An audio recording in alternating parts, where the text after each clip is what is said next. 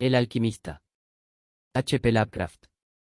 Allá en lo alto, coronando la herbosa cima un montículo escarpado, de falda cubierta por los árboles nudosos de la selva primordial, se levanta la vieja mansión de mis antepasados. Durante siglos sus almenas han contemplado ceñudas el salvaje y accidentado terreno circundante, sirviendo de hogar y fortaleza para la casa altanera cuyo honrado linaje es más viejo aún que los muros cubiertos de musgo del castillo. Sus antiguos torreones, castigados durante generaciones por las tormentas, demolidos por el lento pero implacable paso del tiempo, formaban en la época feudal una de las más temidas y formidables fortalezas de toda Francia. Desde las aspilleras de sus parapetos y desde sus escarpadas almenas, muchos varones, condes y aun reyes han sido desafiados, sin que nunca resonara en sus espaciosos salones el paso del invasor. Pero todo ha cambiado desde aquellos gloriosos años. Una pobreza rayana en la indigencia, unida a la altanería que impide aliviarla mediante el ejercicio del comercio, ha negado a los vástagos del linaje la oportunidad de mantener sus posesiones en su primitivo esplendor, y las derruidas piedras de los muros, la maleza que invade los patios, el foso seco y polvoriento, así como las baldosas sueltas, las tablazones comidas de gusanos y los deslucidos tapices del interior, todo narra un melancólico cuento de perdidas grandezas. Con el paso de las edades, primero una, luego otra, las 4 torres fueron derrumbándose, hasta que tan solo una sirvió de cobijo a los tristemente menguados descendientes de los otrora poderosos señores del lugar. Fue en una de las vastas y lóbregas estancias de esa torre que aún seguía en pie donde yo, Antoine, el último de los desdichados y maldecidos condes de C, vine al mundo, hace 19 años. Entre esos muros, y entre las oscuras y sombrías frondas, los salvajes barrancos y las grutas de la ladera, pasaron los primeros años de mi atormentada vida. Nunca conocí a mis progenitores. Mi padre murió a la edad de 32, un mes después de mi nacimiento, alcanzado por una piedra de uno de los abandonados parapetos del castillo, y, habiendo fallecido mi madre al darme a luz, mi cuidado y educación corrieron a cargo del único servidor que nos quedaba, un hombre anciano y fiel de notable inteligencia, que recuerdo que se llamaba Pierre. Yo no era más que un chiquillo, y la carencia de compañía que eso acarreaba se veía aumentada por el extraño cuidado que mi añoso guardián se tomaba para privarme del trato de los muchachos campesinos, aquellos cuyas moradas se desperdigaban por los llanos circundantes en la base de la colina. Por entonces, Pierre me había dicho que tal restricción era debida a que mi nacimiento noble me colocaba por encima del trato con aquellos plebeyos compañeros. Ahora sé que su verdadera intención era ahorrarme los vagos rumores que corrían acerca de la espantosa maldición que afligía a mi linaje, cosas que se contaban en la noche y eran magnificadas por los sencillos aldeanos según hablaban en voz baja al resplandor del hogar en sus chozas. Aislado de esa manera, librado a mis propios recursos, ocupaba mis horas de infancia en hojear los viejos tomos que llenaban la biblioteca del castillo, colmada de sombras, y en vagar sin ton ni son por el perpetuo crepúsculo del espectral bosque que cubría la falda de la colina. Fue quizás merced a tales contornos el que mi mente adquiriera pronto tintes de melancolía. Esos estudios y temas que tocaban lo oscuro y lo oculto de la naturaleza eran lo que más llamaban mi atención. Poco fue lo que me permitieron saber de mi propia ascendencia, y lo poco que supe me sumía en hondas depresiones. Quizás, al principio, fue solo la clara renuencia mostrada por mi viejo preceptor a la hora de hablarme de mi línea paterna lo que provocó la aparición de ese terror que yo sentía cada vez que se mentaba a mi gran linaje, aunque al abandonar la infancia conseguí fragmentos inconexos de conversación, dejados escapar involuntariamente por una lengua que ya iba traicionándolo con la llegada de la senilidad y que tenían alguna relación con un particular acontecimiento que yo siempre había considerado extraño, y que ahora empezaba a volverse turbiamente terrible. A lo que me refiero es a la temprana edad en la que los condes de mi linaje encontraban la muerte. Aunque hasta ese momento había considerado un atributo de familia el que los hombres fueran de corta vida, más tarde reflexioné en profundidad sobre aquellas muertes prematuras, y comencé a relacionarlas con los desvaríos del anciano, que a menudo mencionaba una maldición que durante siglos había impedido que las vidas de los portadores del título sobrepasasen la barrera de los 32 años. En mi 22º cumpleaños, el añoso Pierre me entregó un documento familiar que, según decía, había pasado de padre a hijo durante muchas generaciones y había sido continuado por cada poseedor. Su contenido era de lo más inquietante, y una lectura pormenorizada confirmó la gravedad de mis temores. En ese tiempo, mi creencia en lo sobrenatural era firme y arraigada, de lo contrario hubiera hecho a un lado con desprecio el increíble relato que tenía ante los ojos. El papel me hizo retroceder a los tiempos del siglo XIII, cuando el viejo castillo en el que me hallaba era una fortaleza temida e inexpugnable. En él se hablaba de cierto anciano que una vez vivió en nuestras posesiones, alguien de no pocos talentos, aunque su rango apenas rebasaba el de campesino, era de nombre Michel, de usual sobrenombre Maubais, el malhadado, debido a su siniestra reputación. A pesar de su clase, había estudiado, buscando cosas tales como la piedra filosofal y el elixir de la eterna juventud, y tenía fama de ducho en los terribles arcanos de la magia negra y la alquimia. Michel Maubais tenía un hijo llamado Charles, un mozo tan avesado como él mismo en las artes ocultas, habiendo sido por ello apodado Le Sorcier, el brujo. Ambos, evitados por las gentes de bien, eran sospechosos de las prácticas más odiosas. El viejo Michel era acusado de haber quemado viva a su esposa, a modo de sacrificio al diablo, y, en lo tocante a las incontables desapariciones de hijos pequeños de campesinos, se tendía a señalar su puerta. Pero, a través de las oscuras naturalezas de padre e hijo brillaba un rayo de humanidad y redención. El malvado viejo quería a su retoño con fiera intensidad, mientras que el mozo sentía por su padre una devoción más que filial.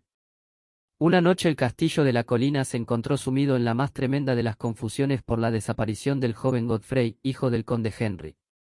Un grupo de búsqueda, encabezado por el frenético padre, invadió la choza de los brujos, hallando al viejo Michel Maubais mientras trasteaba en un inmenso caldero que bullía violentamente. Sin más demora, llevado de furia y desesperación desbocadas, el conde puso sus manos sobre el anciano mago. Al aflojar su abrazo mortal, la víctima ya había expirado. Entretanto, los alegres criados proclamaban el descubrimiento del joven Godfrey en una estancia lejana y abandonada del edificio, anunciándolo muy tarde, ya que el pobre Michel había sido muerto en vano. Al dejar el conde y sus amigos la mísera cabaña del alquimista, la figura de Charles Le Sorcier hizo acto de presencia bajo los árboles. La charla excitada de los domésticos más próximos le reveló lo sucedido, aunque pareció indiferente en un principio al destino de su padre. Luego, yendo lentamente al encuentro del conde, pronunció con voz apagada pero terrible la maldición que, en adelante, afligiría a la casa de C. Nunca sea que un noble de tu estirpe homicida viva para alcanzar mayor edad de la que ahora posees. Proclamó cuando, repentinamente, saltando hacia atrás al negro bosque, sacó de su túnica una redoma de líquido incoloro que arrojó al rostro del asesino de su padre, desapareciendo al amparo de la negra cortina de la noche. El conde murió sin decir palabra y fue sepultado al día siguiente, con apenas 32 años. Nunca descubrieron rastro del asesino, aunque implacables bandas de campesinos batieron las frondas cercanas y las praderas que rodeaban la colina. El tiempo y la falta de recordatorios aminoraron la idea de la maldición de la mente de la familia del conde muerto, así que cuando Godfrey, causante inocente de toda la tragedia y ahora portador de un título, murió traspasado por una flecha en el transcurso de una cacería, a la edad de 32 años, no hubo otro pensamiento que el de pesar por su deceso. Pero cuando, años después, el nuevo joven conde, de nombre Robert, fue encontrado muerto en un campo cercano y sin mediar causa aparente, los campesinos dieron en murmurar acerca de que su amo apenas sobrepasaba los 32 cumpleaños cuando fue sorprendido por su temprana muerte. Louis, hijo de Robert, fue descubierto ahogado en el foso a la misma fatídica edad, y, desde ahí, la crónica ominosa recorría los siglos. Hendys, Roberts, Antoines y Armands privados de vidas felices y virtuosas cuando apenas rebasaban la edad que tuviera su infortunado antepasado al morir. Según lo leído, parecía cierto que no me quedaban sino 11 años. Mi vida, tenida hasta entonces en tan poco, se me hizo ahora más preciosa cada día que pasaba, y me fui progresivamente sumergiendo en los misterios del oculto mundo de la magia negra. Solitario como era, la ciencia moderna no me había perturbado y trabajaba como en la Edad Media, tan empeñado como estuvieran el viejo Michel y el joven Charles en la adquisición de saber demonológico y alquímico. Aunque leía cuanto caía en mis manos, no encontraba explicación para la extraña maldición que afligía a mi familia. En los pocos momentos de pensamiento racional, podía llegar tan lejos como para buscar alguna explicación natural, atribuyendo las tempranas muertes de mis antepasados al siniestro Charles Le Sorcier y sus herederos, pero descubriendo tras minuciosas investigaciones que no había descendientes conocidos del alquimista, me volví nuevamente a los estudios ocultos y de nuevo me esforcé en encontrar un hechizo capaz de liberar a mi estirpe de esa terrible carga. En algo estaba plenamente resuelto. No me casaría jamás, y, ya que las ramas restantes de la familia se habían extinguido, pondría fin conmigo a la maldición. Cuando yo frisaba los 30, el viejo Pierre fue reclamado por el otro mundo. Lo enterré sin ayuda bajo las piedras del patio por el que tanto gustara de deambular en vida. Así quedé para meditar en soledad, siendo el único ser humano de la gran fortaleza, y en el total aislamiento mi mente fue dejando de rebelarse contra la maldición que se avecinaba para casi llegar a acariciar ese destino con el que se habían encontrado tantos de mis antepasados. Pasaba mucho tiempo explorando las torres y los salones ruinosos y abandonados del viejo castillo, que el temor juvenil me había llevado a rehuir y que, al decir del viejo Pierre, no habían sido hallados por ser humano durante casi 4 siglos. Muchos de los objetos hallados resultaban extraños y espantosos. Mis ojos descubrieron muebles cubiertos por polvo de siglos, desmoronándose en la putridez de largas exposiciones a la humedad. Telarañas en una profusión nunca antes vista brotaban por doquier, e inmensos murciélagos agitaban sus alas huesudas e inmensas por todos lados en las, por otra parte, vacías tinieblas. Guardaba el cálculo más cuidadoso de mi edad exacta, aun de los días y horas, ya que cada oscilación del péndulo del gran reloj de la biblioteca desgranaba una pizca más de mi condenada existencia. Al final estuve cerca del momento tanto tiempo contemplado con aprensión. Dado que la mayoría de mis antepasados fueron abatidos poco después de llegar a la edad exacta que tenía el conde Henry al morir, yo guardaba en cualquier instante la llegada de una muerte desconocida. En qué extraña forma me alcanzaría la maldición, eso no sabía decirlo, pero estaba decidido a que, al menos, no me encontrara atemorizado o pasivo. Con renovado vigor, me apliqué al examen del viejo castillo y cuánto contenía. El suceso culminante de mi vida tuvo lugar durante una de mis exploraciones más largas en la parte abandonada del castillo, a menos de una semana de la fatídica hora que yo sabía había de marcar el límite final a mi estancia en la tierra, más allá de la cual yo no tenía siquiera atisbos de esperanza de conservar el hálito. Había empleado la mejor parte de la mañana yendo arriba y abajo por las escaleras medio en ruinas, en uno de los más castigados de los antiguos torreones. En el transcurso de la tarde me dediqué a los niveles inferiores, bajando a lo que parecía ser un calabozo medieval o quizás un polvorín subterráneo, más bajo. Mientras deambulaba lentamente por los pasadizos llenos de incrustaciones al pie de la última escalera, el suelo se tornó sumamente húmedo y pronto, a la luz de mi trémula antorcha, descubrí que un muro sólido, manchado por el agua, impedía mi avance. Girándome para volver sobre mis pasos, fui a poner los ojos sobre una pequeña trampilla con anillo, directamente bajo mis pies. Deteniéndome, logré alzarla con dificultad, descubriendo una negra abertura de la que brotaban tóxicas humaredas que hicieron chisporrotear mi antorcha, a cuyo titubeante resplandor vislumbré una escalera de piedra. Tan pronto como la antorcha, que yo había batido hacia las repelentes profundidades, ardió libre y firmemente, emprendí el descenso. Los peldaños eran muchos y llevaban a un angosto pasadizo de piedra que supuse muy por debajo del nivel del suelo.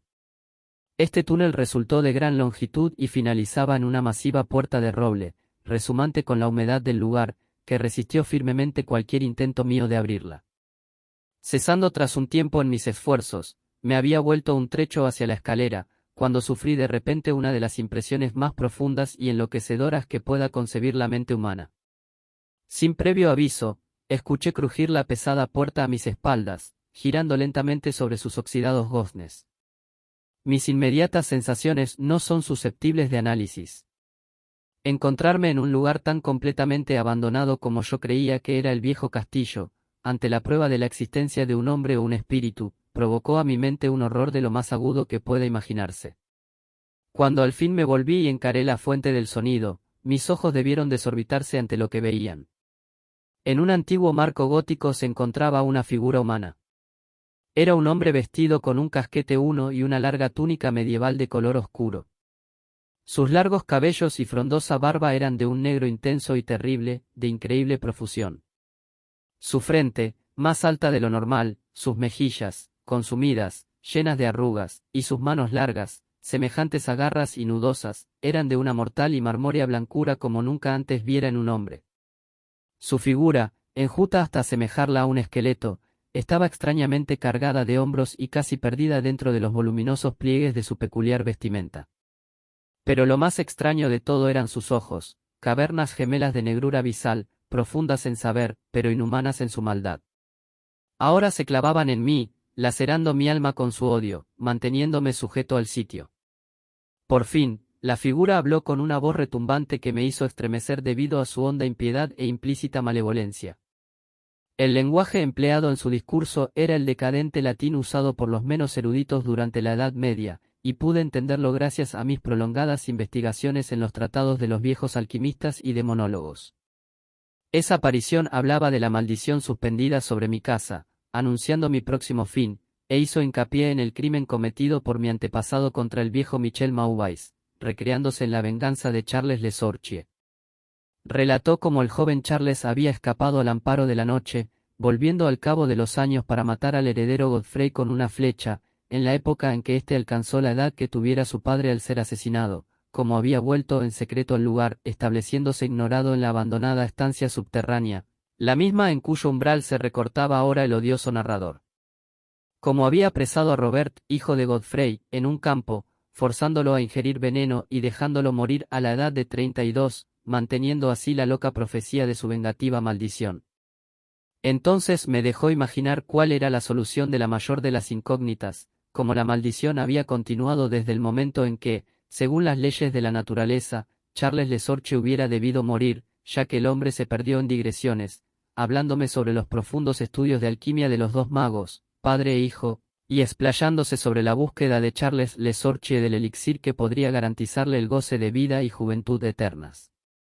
Por un instante su entusiasmo pareció desplazar de aquellos ojos terribles el odio mostrado en un principio, pero bruscamente volvió el diabólico resplandor y, con un estremecedor sonido que recordaba el siseo de una serpiente, alzó una redoma de cristal con evidente intención de acabar con mi vida, tal como hiciera Charles Le Sorcier 600 años antes con mi antepasado. Llevado por algún protector instinto de autodefensa, luché contra el encanto que me había tenido inmóvil hasta ese momento, y arrojé mi antorcha, ahora moribunda, contra el ser que amenazaba mi vida. Escuché cómo la ampolla se rompía de forma inocua contra las piedras del pasadizo mientras la túnica del extraño personaje se incendiaba, alumbrando la horrible escena con un resplandor fantasmal. El grito de espanto y de maldad impotente que lanzó el frustrado asesino resultó demasiado para mis nervios, ya estremecidos, y caí desmayado al suelo fangoso. Cuando por fin recobré el conocimiento, todo estaba espantosamente a oscuras y, recordando lo ocurrido, temblé ante la idea de tener que soportar aún más, pero fue la curiosidad lo que acabó imponiéndose. ¿Quién, me preguntaba, era este malvado personaje y cómo había llegado al interior del castillo? ¿Por qué podía querer vengar la muerte del pobre Michel Maubais y cómo se había transmitido la maldición durante el gran número de siglos pasados desde la época de Charles Le Sorcier? El peso del espanto, sufrido durante años, desapareció de mis hombros, ya que sabía que aquel a quien había abatido era lo que hacía peligrosa la maldición, y, viéndome ahora libre, ardía en deseos de saber más del ser siniestro que había perseguido durante siglos a mi linaje, y que había convertido mi propia juventud en una interminable pesadilla. Dispuesto a seguir explorando, me tanteé los bolsillos en busca de eslabón y pedernal, y encendí la antorcha de repuesto. Enseguida, la luz renacida reveló el cuerpo retorcido y achicharrado del misterioso extraño. Esos ojos espantosos estaban ahora cerrados. Desasosegado por la visión, me giré y accedí a la estancia que había al otro lado de la puerta gótica. Allí encontré lo que parecía ser el laboratorio de un alquimista. En una esquina se encontraba una inmensa pila de reluciente metal amarillo que centelleaba de forma portentosa a la luz de la antorcha. Debía de tratarse de oro, pero no me detuve a cerciorarme, ya que estaba afectado de forma extraña por la experiencia sufrida. Al fondo de la estancia había una abertura que conducía a uno de los muchos barrancos abiertos en la oscura ladera boscosa. Lleno de asombro, aunque sabedor ahora de cómo había logrado ese hombre llegar al castillo, me volví. Intenté pasar con el rostro vuelto junto a los restos de aquel extraño, pero, al acercarme, creí oírle exhalar débiles sonidos, como si la vida no hubiera escapado por completo de él. Horrorizado, me incliné para examinar la figura acurrucada y abrazada del suelo. Entonces esos horribles ojos, más oscuros que la cara quemada donde se albergaban, se abrieron para mostrar una expresión imposible de identificar. Los labios agrietados intentaron articular palabras que yo no acababa de entender. Una vez capté el nombre de Charles Le Sorcier y en otra ocasión pensé que las palabras, años, y maldición, brotaban de esa boca retorcida. A pesar de todo, no fui capaz de encontrar un significado a su habla entrecortada. Ante mi evidente ignorancia, los ojos como pozos relampaguearon una vez más malévolamente en mi contra, hasta el punto de que, inerme como veía a mi enemigo, me sentí estremecer al observarlo. Súbitamente, aquel miserable, animado por un último rescoldo de energía, alzó su espantosa cabeza del suelo húmedo y hundido. Entonces, recuerdo que, estando yo paralizado por el miedo, recuperó la voz y con aliento agonizante vociferó las palabras que en adelante habrían de perseguirme durante todos los días y las noches de mi vida. Necio. Gritaba. No puedes adivinar mi secreto. No tienes bastante cerebro como para reconocer la voluntad que durante 6 largos siglos ha perpetuado la espantosa maldición sobre los tuyos. No te he hablado del gran elixir de la eterna juventud. No sabes quién desveló el secreto de la alquimia. Pues fui yo. Yo. Yo. Yo que he vivido durante 600 años para perpetuar mi venganza, porque yo soy Charles Le Sorcier. Fin.